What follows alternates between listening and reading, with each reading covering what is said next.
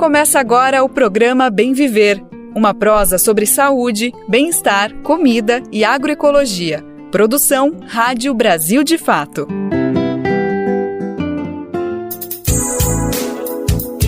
E hoje é quarta-feira, dia 14 de agosto de 2024. Quem tá aqui batendo na sua porta pedindo licença para entrar no seu carro, na sua casa, no seu radinho, é mais uma edição inédita e fresquinha do Bem Viver, uma produção do Brasil de Fato. Você sabe muito bem, na próxima 1 hora a gente proseia sobre todos os assuntos fundamentais para pensar uma sociedade mais justa, igualitária para todo mundo. Por isso, nosso foco por aqui é falar de agroecologia, saúde, alimentação, direito dos povos, entre outros assuntos fundamentais, é claro. Sem deixar de lado o quente do momento, a gente fala assim sobre política, economia, política internacional, tudo isso cabe no nosso Bem Viver.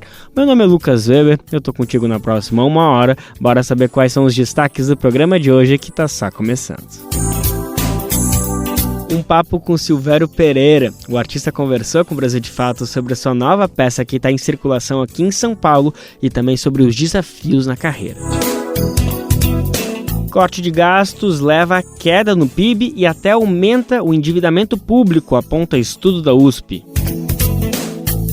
Costureiras do polo têxtil no Nordeste denunciam condições de trabalho. Alvo de ataques de fazendeiros e prática histórica da luta indígena no Brasil. Vamos entender o que são as retomadas. Esses são alguns, mas são vários os destaques do programa de hoje. Bora lá que tem coisa.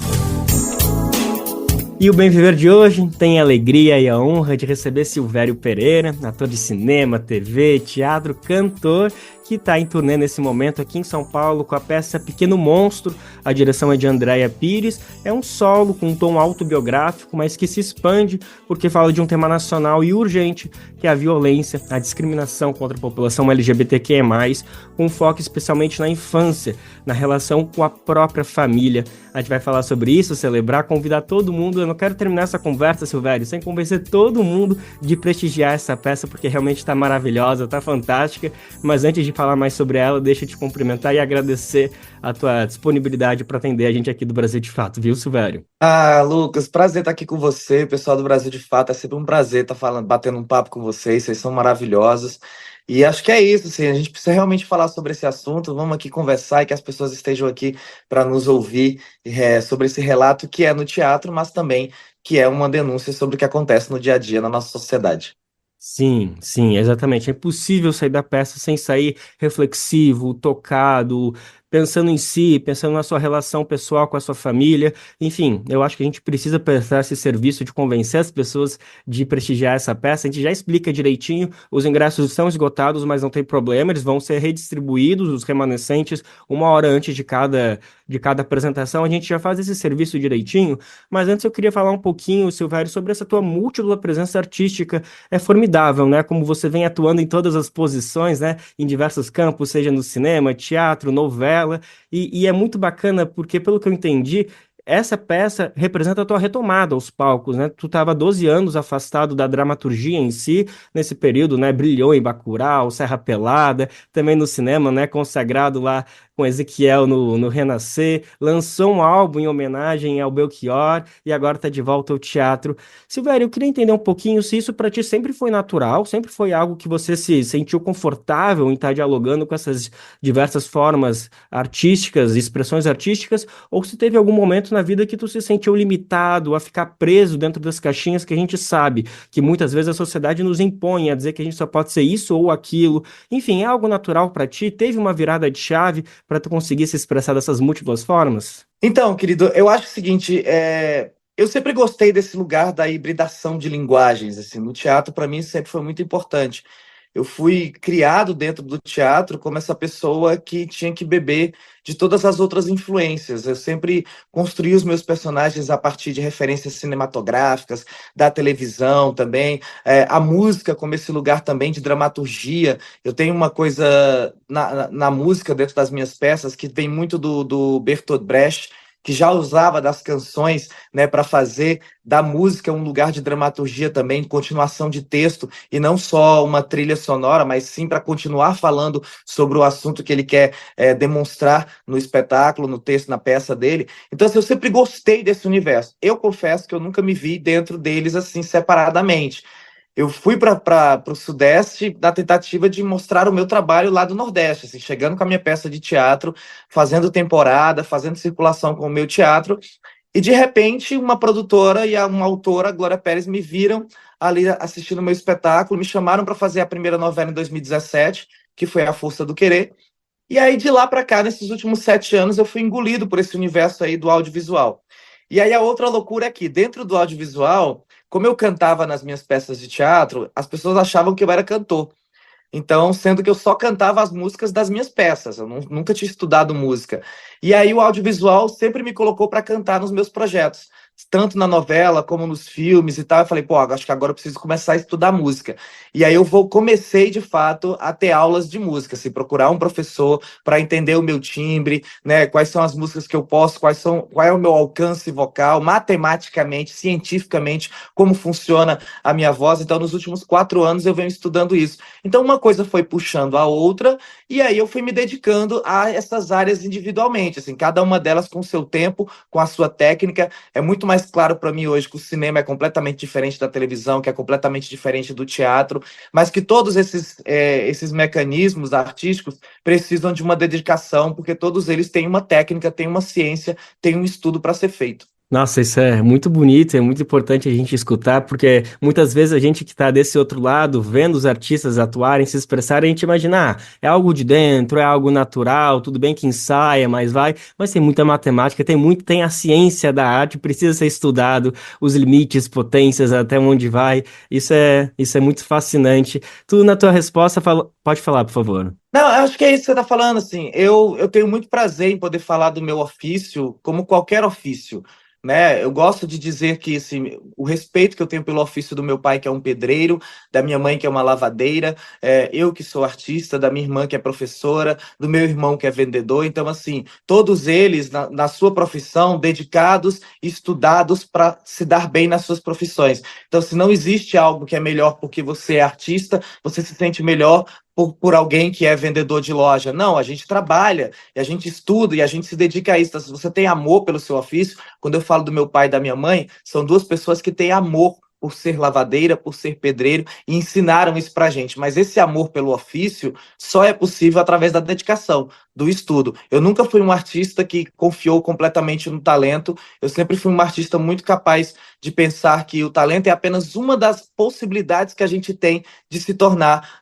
um bom profissional. E eu não estou falando de talento só de artista, estou falando de qualquer profissional.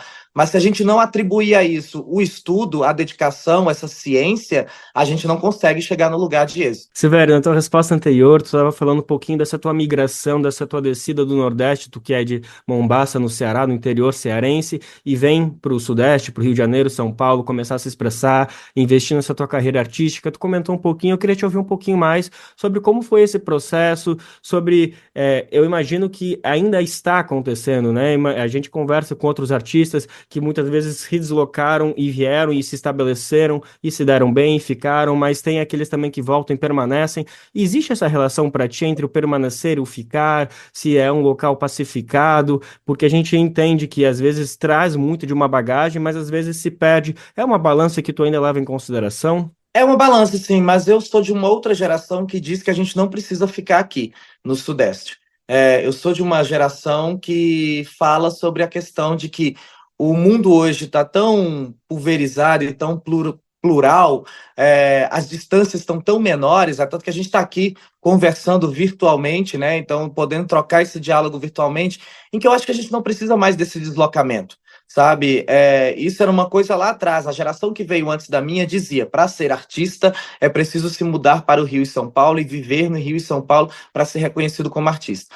Eu sou de uma geração que diz, não, para ser artista eu posso continuar vivendo aqui. Então eu ainda sou uma pessoa que tenho a minha casa em Fortaleza, a minha residência é Fortaleza. Eu trabalho no Rio e São Paulo, eu passo um bom tempo do meu trabalho gravando no Rio e São Paulo, mas a minha casa, o meu lugar, o meu afeto, o meu espaço continua sendo a minha cidade, o meu Ceará, a minha Fortaleza. E isso é muito importante para essas novas gerações que me vêm circulando pela minha cidade. Então, conseguir olhar para um artista que hoje tem um alcance nacional, que tem uma visibilidade, que é respeitado nacionalmente, mas ao mesmo tempo barrar com esse artista no shopping, na rua, no centro da cidade, ali do seu lado, é perceber que, caramba, isso é perto. Isso não é mais tão distante, essa realidade não está mais tão longe da gente. Ela está aqui, é do nosso lado, é possível construir esse mesmo caminho e a gente tem visto isso acontecer. Não só eu, como a própria Marcélia Cartacho, que é uma atriz fantástica paraibana que ainda hoje vive em Cajazeiras, Irandi Santos, que ainda hoje mora em Recife, sabe? Então, assim, tem tantos outros artistas hoje que provam exatamente isso. Não precisamos mais sair do nosso lugar para nos tornarmos artistas conhecidos e respeitados. Pronto, então todo mundo aí que está em Fortaleza, estiver caminhando pelo shopping, cruzar com o Silvério, não hesite, peça para tirar foto que está valorizando justamente esse estabelecimento, esse território cultural tão importante.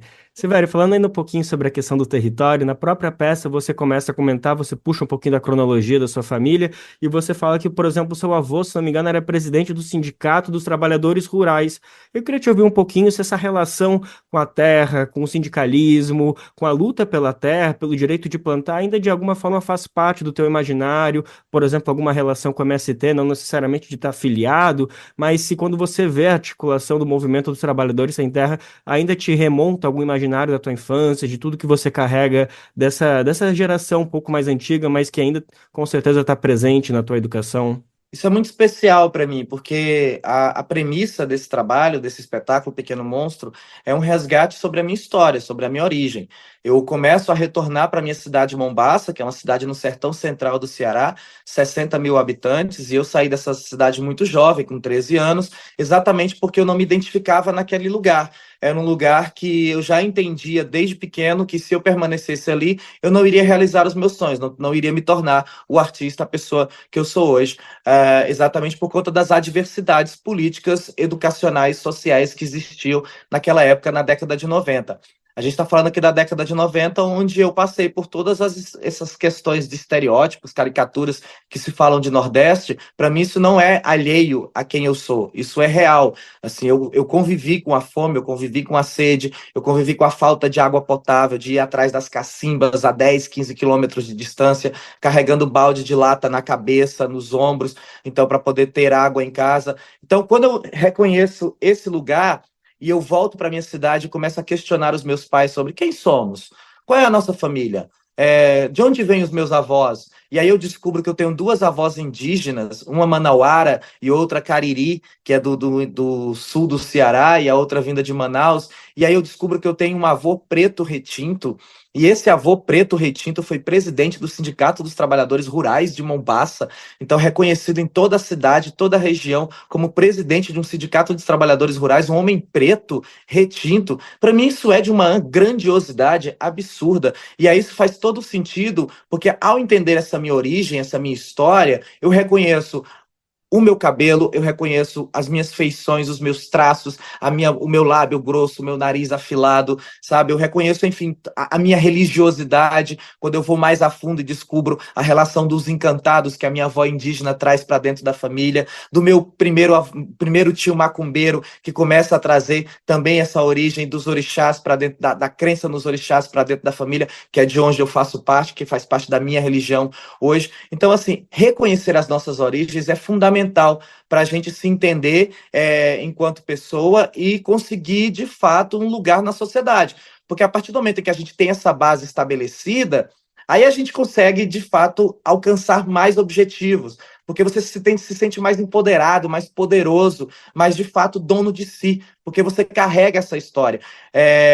E essa história do movimento, eu lembro claramente quando eu era criança, de ter esses momentos de ir até o sindicato para ver meu avô e ver todo esse movimento acontecendo lá, né? As pessoas ali reunidas para falar com ele, para trazerem as suas demandas de terra, a sua demanda de roça. Meu pai, além de pedreiro, ele é da roça. Meu pai é um homem que ainda hoje, a grande conquista que ele tem é ter um pedacinho de chão para plantar e vir a chuva e ele poder colher o feijão, o milho. Então isso faz parte de mim. Então, esse lugar da terra, de ter uma casa própria, de ter o seu espaço, de ter o seu terreno para construir, sobreviver, porque o terreno é um lugar de sobrevivência, não é um lugar de posse para essas pessoas, né? Para nós, né? Nem para essas pessoas, para nós. É um lugar de sobrevivência. É ali que a gente planta para colher e cozinhar a nossa própria comida. Não necessariamente para vender e não necessariamente para ter um espaço e se dizer dono de algum território. Nossa, é emocionante e provocador te escutar, Silvério. É isso, é um chamado, né? Todo mundo precisa de alguma maneira fazer esse movimento, se reconectar. Não existe caminhar para frente sem saber de onde a gente está vindo. Isso a gente fala da nossa família, mas também de toda a nossa história como país, como nação. Silvério, eu não pude te escutar falando tudo isso com toda essa emoção de reconhecer-se dentro da sua família, dentro da sua comunidade, e não lembrar também um pouco do espetáculo, é aqui cheio de dedos para não passar spoiler, mas você faz muitas denúncias de como a formação dessa tua família também foi violenta, foi discriminatória contra a tua presença e a presença de outras pessoas ali, de outras crianças, de todas outras pessoas que saíam daquele costume, né, de caminhar, falar grosso, enfim, a gente sabe do que a gente está falando. Então, eu sou obrigado a te perguntar um pouquinho de. Voltando à balança, né? Como a gente consegue, então, se reconectar, saber de onde a gente vem, entender e absorver isso, mas ao mesmo tempo não se deixar influenciar por costumes que a gente não pode mais permitir que se perpetuem. Como que a gente consegue encontrar esse balanço, Silvério? Eu acho que a grande dificuldade que a gente tem hoje é de reconhecer semelhantes. Quando eu faço essa peça, não é uma peça só sobre o Silvério, né? Quando eu faço uma denúncia familiar, não é sobre a família do Silvério especificamente. Eu estou falando sobre todas as famílias da nossa sociedade. Todo mundo tem alguém que já passou por uma violência familiar, seja dentro da própria família, seja do sobrinho, seja do tio, seja do vizinho, seja da rua do lado, seja das cidades, enfim, de alguma forma a gente sabe que existe a violência ali acontecendo o tempo todo. A peça tem uma metáfora que é puxada do Caio Fernando Abreu, né, esse grande autor gaúcho, que traz o título da peça, que Pequeno Monstro é um título de um conto do Caio, mas no final da peça eu uso um outro conto do Caio chamado O Ovo, que ele fala sobre uma parede branca. E essa parede branca as pessoas enxergam, mas elas preferem dizer que não enxergam. Então é essa sociedade que a gente vive hoje. Todo mundo sabe que existe uma violência acontecendo, todo mundo sabe o que está debaixo do seu nariz, na frente dos seus olhos, mas a gente prefere passar por cima, não dar conta disso. A gente prefere fazer de conta que isso não está acontecendo e seguir a vida normalmente. Então, eu acho que um dos motivos que a gente pode ter para solucionar e eu acho que é uma coisa que a rede social faz muito hoje, de benefício, é essa identificação. Se a gente falar sobre representatividade, a gente tem representatividade hoje em todas as áreas, né? Eu, como uma pessoa LGBTQIAPN+, eu consigo ter o meu lugar de representação na política, no judiciário, nas artes, na pedagogia, na medicina, eu consigo ter em todos os lugares. O que a gente ainda não tem é proporcionalidade. A gente ainda não tem isso, de fato, visto com um grande número, na mesma quantidade, ou pelo menos numa quantidade equiparada à quantidade de pessoas cis, héteros, normativas na nossa sociedade. Então, quando a gente abre a boca para falar, a gente está dizendo para as outras pessoas, vocês não estão sozinhos. Existem também, nós também estamos passando pela mesma situação. E quando eu percebo alguém que fala sobre isso me encoraja. É quando eu vejo lá atrás uma criança, quando eu assisto pela primeira vez o Ney Matogrosso na televisão, e eu olho para aquele cara e penso assim, eu acho que eu sou parecido com esse rapaz. Existe alguma coisa ali que me deixa parecido com ele, e ele me motiva a querer ser igual a ele. Quando eu vejo Cássia Eller, quando eu vejo Renato Russo, quando eu vejo Cazuza, quando eu vejo todas essas pessoas abrindo a boca e falando, isso eu estou falando desses artistas, porque a minha infância e adolescência foi tendo eles como referência. Mas hoje a gente tem isso muito escancarado. Então, se a gente tem isso de uma maneira tão escancarada, e é por isso que a sociedade mudou tanto, por isso que a gente tem tantas pessoas hoje na rua andando de mãos dadas, beijando nas ruas os seus parceiros, as suas parceiras, sem medo de serem felizes, mesmo sabendo que podem ser agredidos, podem ser violentados, porque a gente não está livre disso, nós ainda vivemos numa sociedade extremamente violenta, mas nós percebemos que não somos mais sozinhos. A gente percebe que na próxima esquina pode ter alguém que, se bater em mim agora, pode ter um semelhante comigo que vai se irritar e vai vir para cima e vai me ajudar a também confrontar aquele violentador, aquele opressor. Então é nesse lugar que eu acho que a gente precisa trabalhar. Com certeza, com certeza. Tem muito para caminhar, mas é impossível a gente não perceber o quanto que a gente avançou. E se a gente está falando de 20, 30 anos, é importante sim celebrar qualquer passo, qualquer avanço que a gente tem nesse sentido. Silvério, quero falar um pouquinho mais ainda sobre a peça, porque é muito forte, é muito interessante como você faz uma mistura, um avanço, um atravessamento de momentos da peça que são muito súbitos. A gente tá rindo do jeito da comédia que você traz, várias piadas interagindo com o público, e de repente nem acabou a piada e já muda completamente o ambiente, tá agressivo, forte, trágico, muda completamente o ambiente, e eu fiquei refletindo o quanto isso não é uma metáfora do como essas violências acontecem na nossa sociedade, que as pessoas vão lá, eu só tava brincando, é uma piadinha, imagina se eu sou preconceituoso, só tava tirando contigo, é por aí mesmo, é uma denúncia de quanto a gente tem que parar de normalizar qualquer tipo de piadinha que tenta dizer que é engraçado, mas na verdade são grandes violências atingindo a nossa sociedade? Exatamente, assim, o ápice da violência, do assassinato, da crueldade, está nessa peça para dizer que isso vem a partir de microviolências. E essas microviolências são justamente o simples fato de dizer uma palavra que possa ser ofensiva. Você imagina dizer para uma criança que tem 7, 8 anos de idade, que não tem a menor noção ainda do que é vivência, do que é sociedade, do que é comportamento, e você chegar para ela e começar a falar que ela é viadinho, que ela é gay, que ela é bicha, que ela é anormal, que ela é monstruosa, né? Então que ela não faz parte desse mundo, das regras que têm que ser feitas. Então, assim, você está sendo violento com essa pessoa.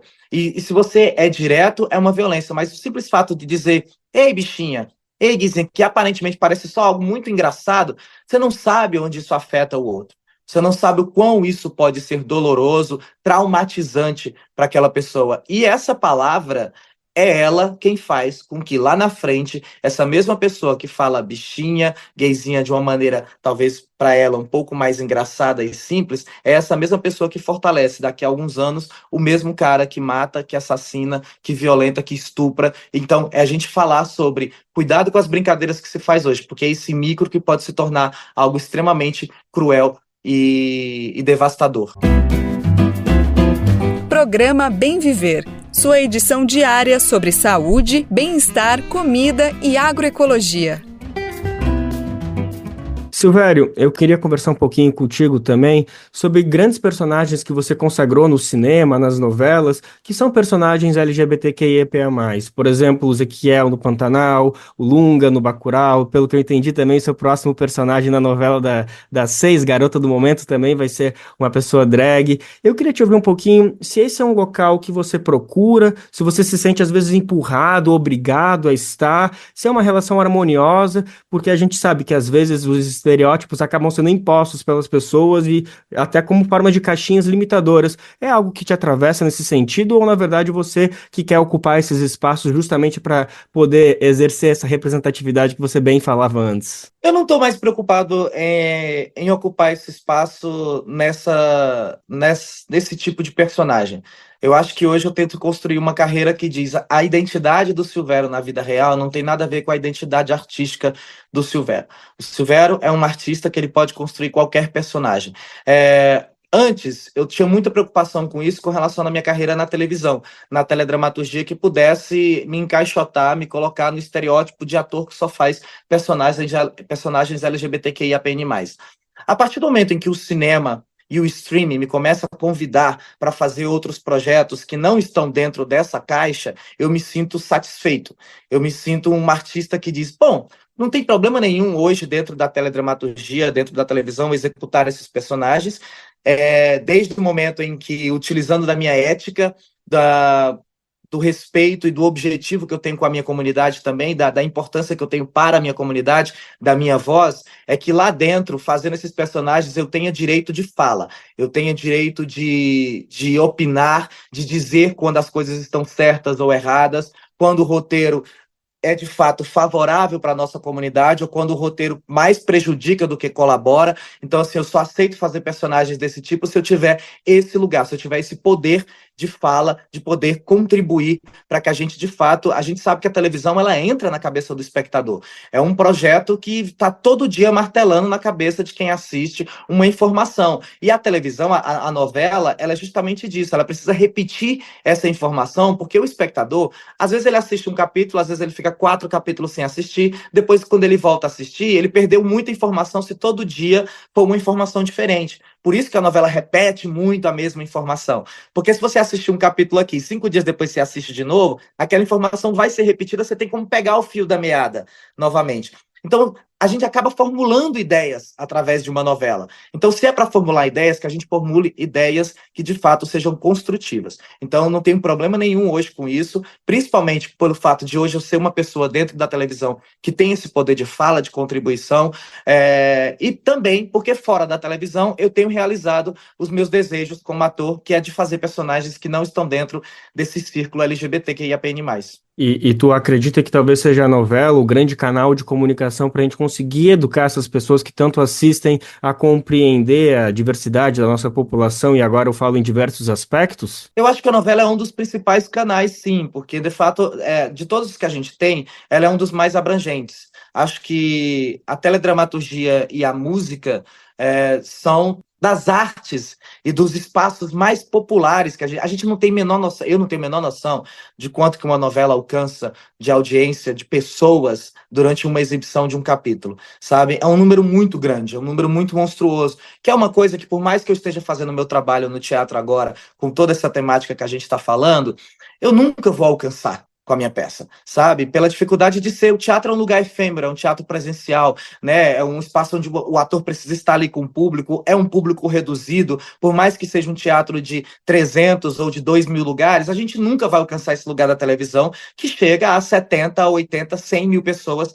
por capítulos, ou muito mais do que isso. Então, assim, se a gente puder usar desse espaço, que chega nesses números de alcance, para educar, para melhorar, de fato, a informação, que a gente faça isso, que a gente utilize, que a gente faça dele um espaço, de fato, necessário para a nossa sociedade.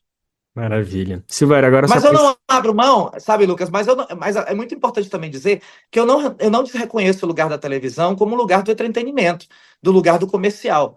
A televisão é isso. O que eu acho mais interessante na televisão, e que eu sempre discuto com os meus colegas, é TV, é entretenimento, é comércio, mas por que a gente não pode, no meio disso daqui, ter arte e informação? A gente pode fazer os 4 juntos sem nenhum problema. É só a gente saber dosar direitinho, porque a gente tem inteligência suficiente, afinal de contas somos artistas que estudamos para isso, para poder fazer essa manipulação e fazer essa informação chegar. pelas fissuras, né? Tem que procurar as fissuras que a gente consegue atingir todo mundo. Silvério, agora sim, para fechar nossa conversa, eu não poderia terminar essa entrevista sem te ouvir um pouquinho sobre esse álbum grandioso, maravilhoso, potente. Silvério interpreta Belchior, enfim, um encontro, né? Eu imagino o que Belchior falaria, né? Te ouvindo cantar. Não sei se você quer começar a tua resposta falando sobre isso, se você imagina esse encontro, mas enfim, por favor, defenda esse grande álbum, nos obrigue a escutar, porque ele realmente é maravilhoso, e também já pensa numa música desse álbum que tu gostaria pra gente encerrar aqui. Eu tenho a minha favorita, mas queria que tu explicasse qual que é pra gente encerrar essa entrevista aqui depois. Eu tenho muito carinho por esse álbum. Primeiro porque é uma referência para o meu pai, é meu pai quem me ensina a ouvir Belchior, não só Belchior, como Luiz Gonzaga, Valdir Soriano, Roberto Carlos, Reginaldo Rossi. Então, assim, meu pai traz esses cantores da música popular brasileira através do vinil, através da vitrola. Só que eu era uma criança quando eu ouvia Belchior junto com meu pai. Então, eu não tinha passado por questões políticas, amorosas, né? Eu não tinha passado por nenhuma traição, não tinha nem votado ainda, não tinha entrado no Grêmio escolar. Então, eu não sabia sobre o que esse homem falava. Eu só sabia que era uma coisa que meu pai gostava. Então, nos últimos 10 anos, eu voltei a ouvir Belchior, e aí eu fui passando por tudo isso agora, sendo uma pessoa politizada, uma pessoa que já amou, que já casou, que já traiu, que já foi traído. Então, assim, tem uma outra referência muito diferente, assim. Então, o Belchior, ele me atravessa, e principalmente porque é um cara que lutou sobre isso que a gente está falando aqui desde o início. É um rapaz latino-americano saindo do interior para viver de arte, que sofreu muita xenofobia. Muitas das músicas do Belchior estão falando sobre xenofobia. Fotografia 3x4, por exemplo, é uma das mais diretas, onde ele diz claramente assim: eu cheguei nessa cidade, riram do meu nome, riram da minha cidade, o Veloso, o sol não nasce para todo mundo, sabe? Assim, ele faz uma crítica severa com essa canção. É quase uma dramaturgia o que o Belchior escreveu, assim. É um cara que não escreveu sobre 70, não foi sobre 90, não é sobre os anos 2000. Eu espero que não seja sobre 2050. Eu espero que a gente evolua e precise olhar em 2050 para Belchior como algo realmente que ficou lá atrás. Embora eu não acho que isso vá acontecer tão cedo. Mas esse álbum é sobre isso. Esse álbum é sobre uma homenagem para o meu pai e principalmente, mais uma vez, falando desses jovens latinos americanos vindo do interior do Nordeste que tentam vencer a vida através da arte, que é como eu me identifico, né? Eu também sou um Belchior. E aí, se eu for falar de uma das músicas que eu gostaria de falar aqui, seria exatamente Princesa do Meu Lugar, porque Princesa do Meu Lugar eu trago o Braulio Bessa, que é outro rapaz latino-americano vindo do interior que venceu a vida com poesia, e ele escreve um poema exclusivamente para essa música, Princesa do Meu Lugar, que é uma música que fala também sobre esse mesmo lugar de voltar, né? Olhe, quando você olhar para a carnaubeira, saiba, pelo canto do passarinho, saiba que eu estarei voltando. É para esse lugar que eu quero voltar, é esse lugar da segurança. Por mais que eu esteja longe, por mais que eu viaje, por mais que eu esteja buscando os meus sonhos, é sempre importante saber que de onde eu estiver, eu vou estar vendo o luar do meu sertão. Então isso para mim é deslumbrante, é lindo, é poético, é emocionante. Então eu só canto Belchior porque eu quero continuar propagando o que esse homem falou lá atrás. E se um dia esse encontro pudesse acontecer, eu só queria que ele dissesse: que bom que você entendeu sobre o que eu falo e que bom que você continua tentando fazer as pessoas entenderem e refletirem sobre isso. Eu tenho certeza que ele está falando isso exatamente agora, repetindo para todo mundo que estiver perto dele, porque é impossível não se encantar com esse grande álbum. Silvério Pereira, minha gente, ele que está em temporada aqui em São Paulo com a peça Pequeno Monstro, no Itaú Cultural. Os ingressos são esgotados, mas não desanime, porque eles vão ser distribuídos 1 hora antes. O espetáculo vai até o dia 18 de agosto, vai 1 hora antes, nas quintas, sextas, sábados e domingo. Então vai uma horinha antes ali que vai ter alguns ingressos sobrando. Por favor, não deixem de ir. E ao som de Princesa do Meu Lugar, interpretado por Silvério Pereira, a gente te agradece mais uma vez, meu amigo. Muito obrigado pela disponibilidade. Parabéns por esse trabalho. Vida longa, Belchior. Vida longa, Silvério Pereira. Obrigado, querido. Um beijo para todo mundo. Se me der vontade de ir embora, vida dentro, mundo afora, meu amor, não vá chorar. Ao ver que o cajueiro anda florando, saiba que estarei voltando, princesa do meu lugar. Se me der vontade de ir embora, vida dentro, mundo afora, meu amor, não vá chorar. Ao ver que o cajueiro anda florando, saiba que estarei voltando, princesa do meu lugar. A terra toda é uma ilha. Vamos aproveitar para compartilhar um recadinho que a gente não se cansa de falar todos os dias aqui no nosso programa. Saber que dá para retransmitir de graça o Bem Viver aonde você estiver. Se você é dono aí de uma rádio comunitária, regional, educativa, enfim, seja onde estiver, nosso programa chega fresquinho bem cedo da manhã para você nos ajudar nessa missão tão importante que a gente quer que ela se maximize o máximo possível, que é disseminar a voz do Bem Viver de norte a sul, leste a oeste do país. São mais de 400 emissoras que estão com a gente nessa, E se você quiser se somar, basta ir no nosso site, radiobrasildefato.com.br, e lá você clica como ser uma rádio parceira, que tem o caminho tutorial para você entrar junto com a gente nessa. Tem gente que diz por aí que o Brasil gasta muito com benefícios sociais e propaga a ideia de que isso pode atrapalhar na economia e o desenvolvimento do país.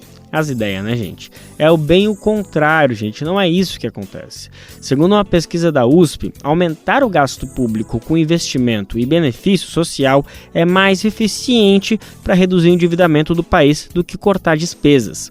Lembrando que no final de julho, a União anunciou o congelamento de 15 bilhões de reais em gastos públicos não obrigatórios, que englobam os investimentos em busca do chamado déficit zero das contas federais, isso ainda em 2024. O nosso repórter Vinícius Konchinski mergulhou nesse estudo da USP e vai trazer mais detalhes para a gente do que ele explica na prática. Aumentar o gasto público com investimento e benefícios sociais é mais eficiente para reduzir o endividamento do país do que cortar despesas. Isso é o que indica um estudo publicado neste mês de agosto pelo Centro de Pesquisa Macroeconômica das Desigualdades da USP, a Universidade de São Paulo. O documento simula o impacto de medidas de ajuste fiscal sobre a economia brasileira. As conclusões deles foram divulgadas justamente enquanto o governo é pressionado a cortar gastos para cumprir suas metas fiscais. No final de julho, a União anunciou o congelamento de 15 bilhões de reais em gastos públicos não obrigatórios. A decisão engloba os investimentos em busca do chamado déficit zero das contas públicas federais ainda em 2024.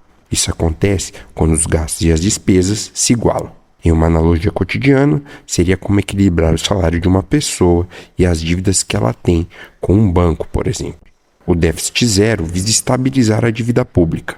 No longo prazo, com o crescimento da economia, a tendência é que essa dívida seja cada vez menor comparada ao PIB, o Produto Interno Bruto do país.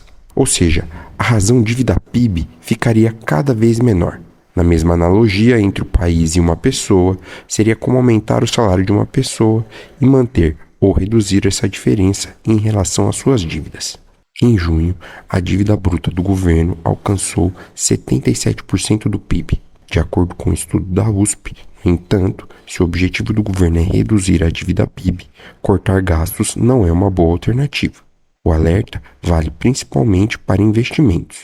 O documento aponta que uma redução equivalente a 1% do PIB em um investimento vai aumentar a relação dívida-PIB em 0,4% após 25 meses. Ou seja, o endividamento cresce.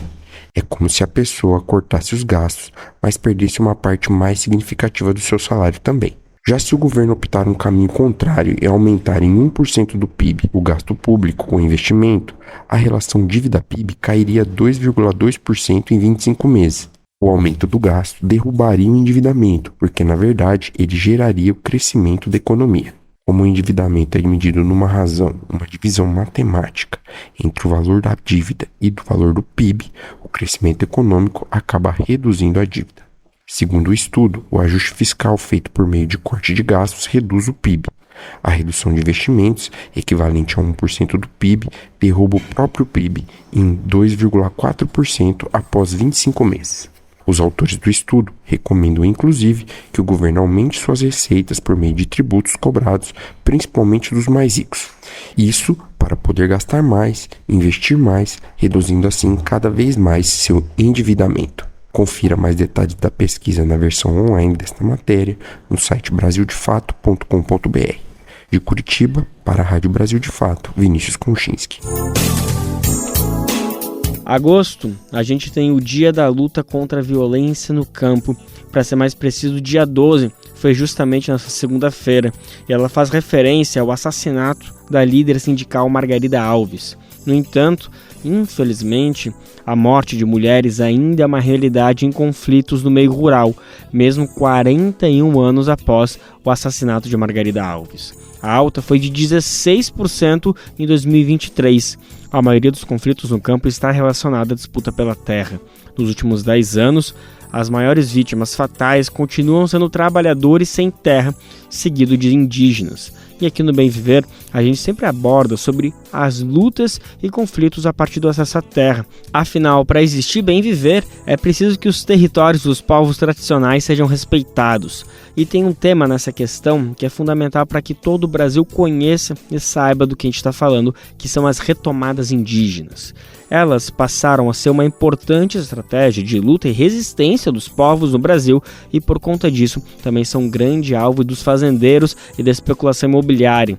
Para os povos indígenas, esse é um processo sobre retomar o que foi tomado pela colonização. É a reconexão com o sentido da própria vida para os povos originários, uma vez que o território é parte fundamental do próprio povo. A gente vai entender melhor que conceito é esse, o que é uma retomada, como ela acontece na prática e as ameaças que andam circundando todos os povos indígenas que praticam esse ato tão bacana, tão heróico, tão fundamental. Gabriela Moncal está aqui para contar para a gente. A retomada de terras praticada por povos indígenas no Brasil é uma forma de reivindicar territórios invadidos por fazendeiros, grileiros, latifundiários, entre outros grupos. Essas ações têm sido alvo constante de ataques armados de jagunços e fazendeiros. Um exemplo é o Grupo Invasão Zero, envolvido na morte da Nega Pataxó, no sul da Bahia, em janeiro desse ano.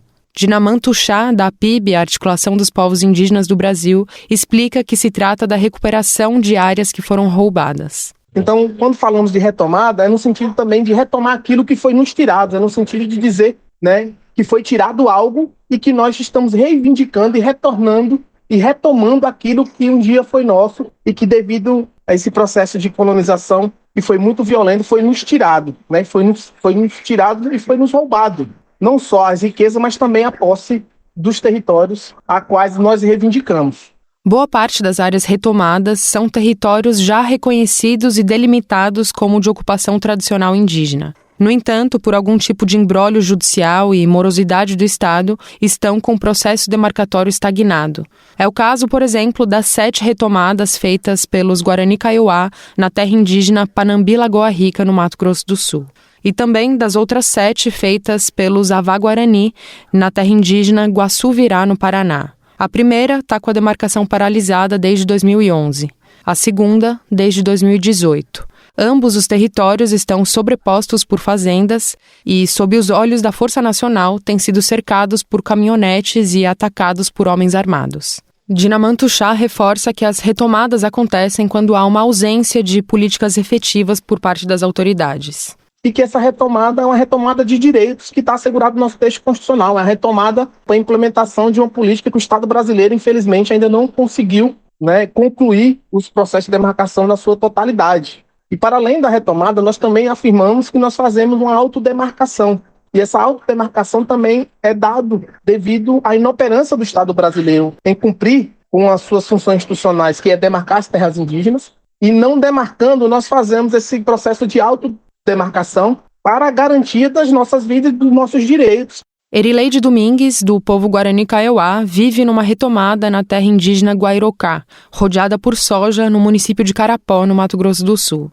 Ela comenta como tem sido esse processo. Estamos resistindo há 24 anos em defesa do nosso direito, da nossa liberdade e pelo nosso território. Estamos aguardando educadamente e respeitosamente. Porém, muitas das vezes cansamos de esperar o resultado do Estado brasileiro, então retomamos. Não invadindo. Retomamos porque precisamos recuperar o que foi destruído, o que foi tirado de nós desde o início da invasão do Brasil. Erileide Domingues reforça que não se trata apenas de garantir terra para moradia e plantio, mas para preservar toda uma cultura milenar. E a retomada é para a gente recuperar nossa semente, nossa cultura, nossa língua, para manter a nossa língua, a nossa cultura, o nosso modo de viver. Sabemos que a colonização está fortemente em nosso pensamento. E essa retomada nos faz refletir para que possam voltar para nós o que tudo foi perdido, como caça, recursos da natureza, a recuperação da mãe natureza, os animais, entre outros. A retomada, ela é a nossa sobrevivência, nossa resistência, a nossa força, a nossa coragem, é o que mostramos. Então, retomada é vida.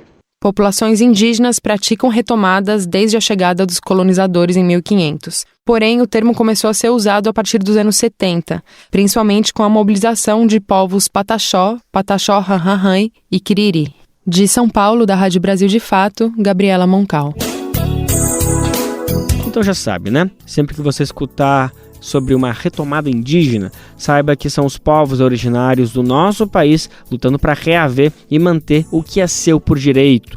É uma forma de autodemarcação, já que, de fato, aquelas que acontecem na prática, as demarcações das terras indígenas, previstas por lei, previstas na Constituição, ainda em processo extremamente lentos. A demarcação de terras indígenas e quilombolas no Brasil é uma urgência, que significa a garantia de vida, tanto para os povos tradicionais, como também para todo o planeta. A ABJD é a Associação Brasileira de Juristas pela Democracia. Defende o Estado democrático de direito, a presunção de inocência, o devido processo legal e o acesso à justiça. A ABJD é a única organização do Brasil que reúne todas as categorias de juristas. Do estudante à juíza, da servidora do sistema de justiça ao defensor público. Juristas democráticos são essenciais para evitar retrocessos e avançar nos direitos e garantias. Faça parte da ABJD. Entre no site e associe-se a abjd.org.br.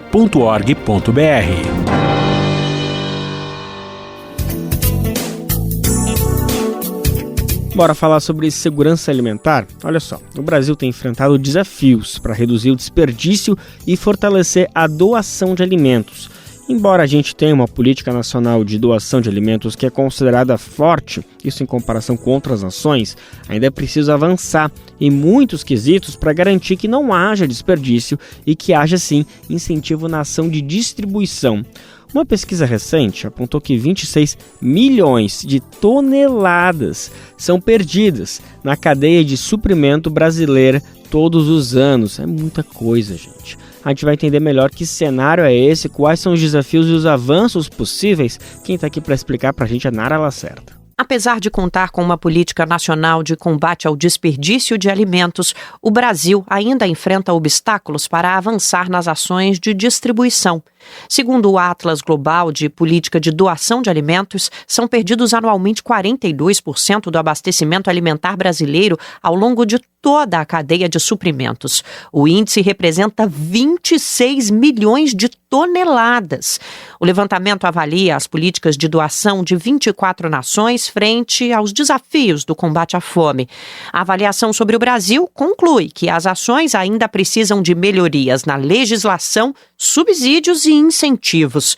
Atualmente, não há, por exemplo, exigências legais para conter o desperdício. O país não tem leis que imponham sanções à perda de alimentos ao longo da cadeia. O Atlas afirma que o governo deveria adotar políticas que obriguem a doação de excedente e aplicar sanções a quem envia alimentos aos aterros sanitários. Tereza Garcia Plata é diretora para a América Latina do Global Food Banking Network. Ela afirma que grande parte do desperdício é composta por suprimentos ainda seguros e com qualidade nutricional para o consumo. Em vez disso, grande parte desses alimentos saudáveis acaba em aterros sanitários, onde produz metano, um potente gás de efeito estufa. A perda e o desperdício de alimentos são responsáveis por até 10% das emissões globais de gases de efeito estufa. Com o compromisso de reduzir a pobreza, proteger a floresta amazônica e garantir um clima habitável para as gerações futuras, o Brasil pode tomar medidas importantes para reduzir as emissões decorrentes da perda e do desperdício de alimentos e alimentar mais pessoas que enfrentam insegurança alimentar. Os incentivos fiscais disponíveis para doadores de alimentos são limitados a 2% do lucro operacional. Apesar das doações serem isentas de ICMS em todos os estados, o Atlas identifica que a falta de orientações dificulta a prática. Além disso, cita a necessidade de subsídios mais robustos para a infraestrutura, como transporte e armazenamento de alimentos. No Brasil, a plataforma foi lançada com o apoio do SESC, que coloca em prática uma das iniciativas de doações de alimentos com mais tempo de experiência das últimas décadas no país. Em 30 anos, o projeto SESC Mesa Brasil levou a doação de mais de 700 milhões de quilos de alimentos.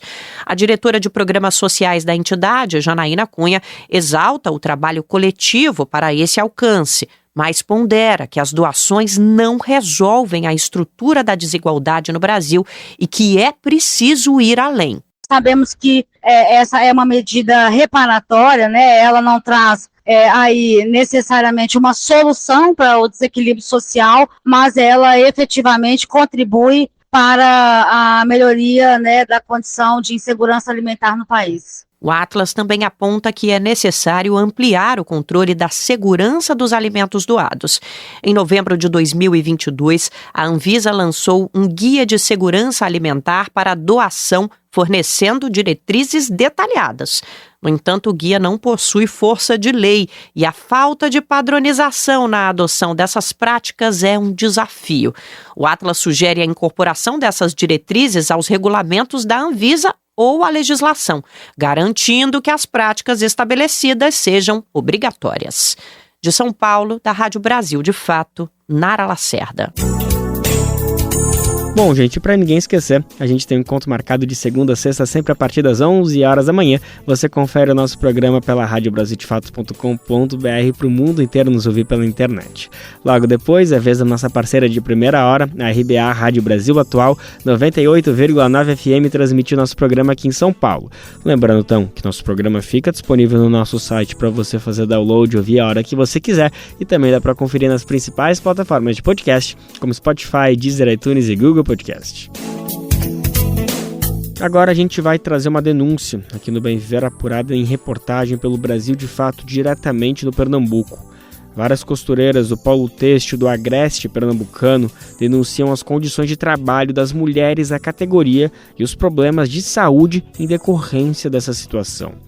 A categoria tem sido ignorada, inclusive pelo governo do estado de Pernambuco, tendo já apresentado uma série de reivindicações para a governadora Raquel Lira, do PSDB, mas sem sucesso no retorno. As costureiras chegam a ganhar apenas 30 centavos, 30 centavos por peça confeccionada e ainda recebem prazos absurdamente apertados para execução do trabalho. Nosso repórter Pedro Trapassolas foi até a região, conversou com essas trabalhadoras e a gente vai entender melhor essa história agora na reportagem especial do Brasil de Fato. Enquanto dá entrevista ao Brasil de Fato, Josimere costura o zíper de 220 bermudas. Ela vai ganhar 30 centavos por cada peça. Tudo isso para ser feito em 2 dias de trabalho. Às vezes tem gente que tem problema no rins. Eu, quando me levanto aqui, já para entrar para dentro de casa, eu tô com minhas pernas e as costas que não aguento. Me deixa muito ansiosa, porque até então, para a gente terminar, eu fico com aquela ansiedade de terminar logo, já para entregar no prazo certo. Quando a gente vai à procura de ter alguma condição de comprar algum remédio, às vezes a gente não tem dinheiro, porque o valor que a gente recebe é pouco. Sempre tem, é coluna, é perna inchado, entendeu? É o rins também, que afeta por você passar muito tempo sentada, pega até infecção urinária. Na garagem da casa dela, que fica na periferia de Caruaru, a trabalhadora manuseia 4 máquinas sozinha. Josimere não tem condições de pagar outras pessoas para ajudar no serviço. Há 20 anos como costureira, ela já não trabalha mais de domingo a domingo, mas também não consegue receber um salário mínimo por mês. A renda precisa ser complementada com o trabalho do filho, que também costura em uma fábrica de bolsas. Além do baixo valor pago pelos fornecedores pelas peças, todo o custo com aviamento, a linha, a manutenção das máquinas e a energia elétrica é bancado por ela. Não ganho de maneira nenhuma um salário de 1.400 e pouco no final do mês. Ganho não, isso não. Se chega a 700, 800 reais e olha lá. E vai depender do nosso esforço. Se você se esforçar mesmo de ir dormir 11 horas, meia-noite, 1 hora da manhã para terminar aquilo ali, no outro dia ter mais alguma coisa, você pode até chegar. De acordo com a Associação Brasileira do Vestuário, em 2020 as mulheres representavam 87% do total de 1.300.000 profissionais da costura no país. Apesar de pouco valorizadas, foram elas que lideraram historicamente a transformação do polo têxtil do Agreste pernambucano, o maior do Nordeste, responsável por 16% da produção nacional do setor. Os municípios de Caruaru, Toritama e Santa Cruz do Capibaribe cediam as principais unidades produtivas. A maior parte da produção é realizada em ambientes domésticos, conhecidos como facções, o que torna difícil a fiscalização das condições de trabalho. Condições que muitas vezes lembram a escravidão, como diz a também costureira Maria Valdinete da Silva. Não aceitam essa frase, análogo à escravidão. Mas sim, é análogo à escravidão. Porque se você paga... Tem peças que são pagas por centavos. Vai pegar um zíper de uma calça, paga 10 centavos. Quando se paga 10 centavos? Um bolso, 5 centavos. Né? Então, para você ter uma demanda de você ter R$500, você tem que fazer 1.000 peças. Né? Você vai ter uma demanda grande. Então, torna-se escravo. Porque para você cumprir essa carga toda, para ter um valor, você vai trabalhar exaustivamente, virando a noite, como a gente diz aqui. Tem mulher que não tem nem condições de chegar na mesa e jantar junto com a família. Ela janta na máquina, porque terminando, o filho pega o prato, leva para lá e ela continua ali trabalhando feito uma louca. É escravidão. Infelizmente, é escravidão. Os baixos preços pagos às famílias são possíveis por causa da alta taxa de informalidade, tanto no setor de produção como de venda. Segundo o levantamento do Sebrae sobre a atividade na região, 88% das unidades produtivas do Polo Têxtil de Pernambuco são informais. Desde 25 de maio, quando publicaram uma carta com uma série de reivindicações ao governo de Pernambuco, as mulheres costureiras esperam uma resposta. Entre os pedidos, a realização de um censo estadual, a oferta de energia solar nas unidades familiares, um programa de saúde física e emocional, a oferta de equipamentos de produção individual e a garantia de compras institucionais de suas produções. Ao todo, 19 pautas foram apresentadas por elas e pelas organizações que compõem o projeto Costurando Moda com Direitos, realizado pela ONG Fase. Até agora, nenhuma atendida pela governadora Raquel Lira, do PSDB. Decepcionante, lamenta a costureira Geniane Cavalcante da Silva. É muita decepção, né? A gente vê uma decepção, principalmente ela, a governadora, que é daqui de Caruaru, principalmente aqui, que é um polo têxtil, o maior do Brasil, possa-se dizer assim, né? É de onde se traz muita riqueza, é daqui do polo têxtil. A gente sente muita dor de coluna, né? A visão, a gente vai aos poucos perdendo a visão, que a gente não... para colocar a linha na agulha, fica um pouco complicado. Tem costureira que tem... Porque no momento eu não estou lembrado o nome... que perde o movimento das mãos, muitas vezes ela não sente, se uma agulha apertar nela assim, ela não sente essa agulha, sente muitas dores na mão. Entre os pedidos ignorados pelo governo estadual está também o acesso ao programa Chapéu de Palha, uma política estadual que garantiria a renda de um salário mínimo mensal para as costureiras entre janeiro e abril, período em que o setor têxtil para e não há encomendas. A política já atende famílias que atuam em outros setores suscetíveis a entre-safras, como a pesca artesanal. Maria Valdinete comenta. De janeiro a abril, quem é faccionista, se não sabe fazer alguma outra função, tem mulher que passa fome. Depende de cesta básica, porque são 4 meses que não tem produção no polo de confecções. Então, mulheres que dependem só da facção, nesses 4 meses elas sofrem. No bairro São Francisco, há 12 anos, Geniane administra uma facção nos fundos de sua casa, onde trabalham mais 3 mulheres. Todas elas são da mesma família e, para cumprir o prazo dos fornecedores, às vezes precisam trabalhar mais de 12 horas por dia. Um travesseiro improvisado nas cadeiras ajuda as trabalhadoras a aguentar a jornada com um mínimo de conforto. A costureira Amanda Daniele diz que já cobrou para receber um valor mais justo pelo seu trabalho. É aquele valor mínimo que eles ditam das peças e só. E quando a gente vai falar para aumentar, é a mesma coisa que está matando eles. Porque eles querem que a gente trabalhe, eles enricam, compram carro, casas e a gente continua na mesma. Em Pernambuco, muitas delas estão hoje articuladas dentro do projeto Costurando Moda com Direito. Além de articular as costureiras com outras organizações de mulheres, o projeto tenta evitar que elas sejam vítimas de condições indignas de trabalho. É o que explica Luísa de Marcilac Melo de Souza, coordenadora da ONG Fase Pernambuco, responsável pela iniciativa. Tem uma riqueza produzida por esse polo que é reconhecida no Estado, nacionalmente, né, como um polo econômico, mas as pessoas que fazem essa produção, principalmente, elas não são beneficiadas. E aí as mulheres também, nesse processo do projeto, já conseguem fazer uma leitura de que realidade é essa. É uma realidade baseada na informalidade, né, na precariedade do trabalho, na sobrecarga. As mulheres falam de uma jornada de 12 a 15 horas por dia. A costureira Geniane relembra os dias de trabalho intensos, sem parar para descansar nem no domingo, e cita a mudança. A gente trabalhava muitas vezes de domingo a domingo, trabalhava o sábado o dia todo, a gente não tinha folga. E hoje em dia não, hoje em dia a gente só trabalha de segunda a sexta-feira.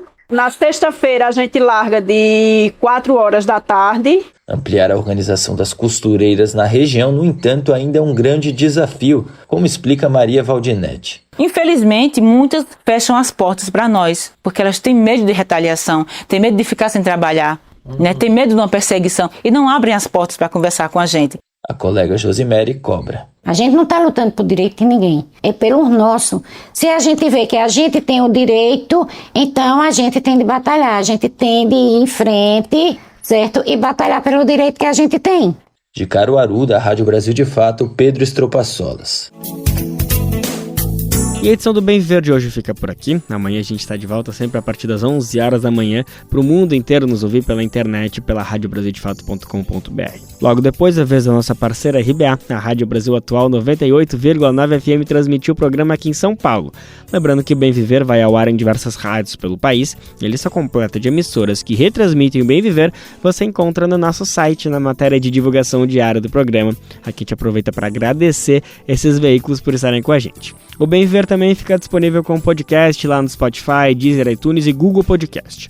A apresentação deste programa foi de Lucas Weber, roteiro de Amanda Sampaio, edição e produção de Camila Guiar e Daniel Lamir, trabalhos técnicos de Lua Gattinoni, Edson Oliveira e André Paroche, coordenação de rádio e TV Muniz Ravena, diretora de programa de áudio Camila Salmazo, direção executiva Nina Fidelis, apoio toda a equipe de jornalismo do Brasil de Fato. Até amanhã, gente. Tchau, tchau. Você ouviu o programa Bem Viver, uma prosa sobre saúde, bem-estar, comida e agroecologia. Produção Rádio Brasil de Fato.